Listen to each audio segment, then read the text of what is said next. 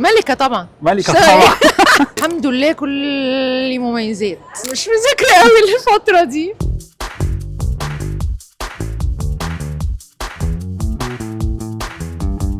لو ما كنتيش فنانة كنت تحبي تبقي ايه؟ فنانة. فنانة برضه؟ مفيش احتمالية تانية؟ لا. طيب ايه أكتر حلم تمنيتيه وحققتيه في حياتك؟ كل حاجة ان انا ابقى فنانة ده كان حلم والحمد لله حققته ومبسوطة جدا جدا. حلم حلمتي بيه وما حققتوش لسه؟ لا مفيش حاجة. لو كنا في زمن الفراعنة كان نفسك تبقي مين؟ أو شخصية مين؟ أو مش عارفة مش مذاكرة قوي الفترة دي. طيب طب كان في شغلة معينة بقى في زمن الفراعنة ينفع كنت تشتغليها؟ ملكة طبعا. ملكة اشتغل طبعا.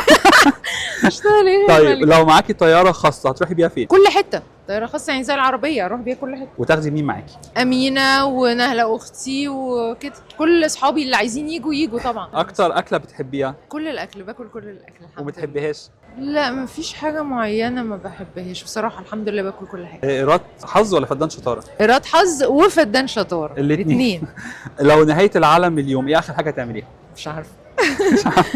طيب هتبقى مفاجأة بالنسبة لي. ايه آخر رسالة جات لك على موبايلك ومن مين؟ مش عارفة هتلاقي أمينة مكلماني ومست كول وبتسألني أنا فين وكده. لو أنا هجيب لك هدية تحبيها تكون ايه؟ هاتلي هدية إيه دلوقتي؟ هدية كبيرة ولا هدية صغيرة؟ اللي انت تشوفيه تحبيه. هدية ما اكيد مثلا كبيرة. الهدية لو انا هديها هقول لك طيارة خاصة. طيارة خاصة عشان تروحي السؤال اللي بيها. قبله يعني. تمام. ايه اكتر صفة حلوة شايفاها في نفسك او ناس حواليك بيقولوا عليها؟ الحمد لله كل مميزات.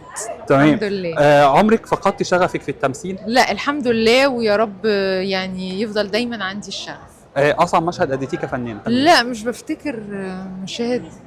لا عملت حاجات كتير ومشاهد كتير وما اقدرش افتكر مشهد معين. طب ممكن مثلا حاجه يبقى فيها ميه ونزول في البحر. كان في تعرفيش حمله تعومي؟ فريزر في كرواتيا. لا بعرف اعوم كويس بس كان بحر مفتوح وكان برد في الشتاء.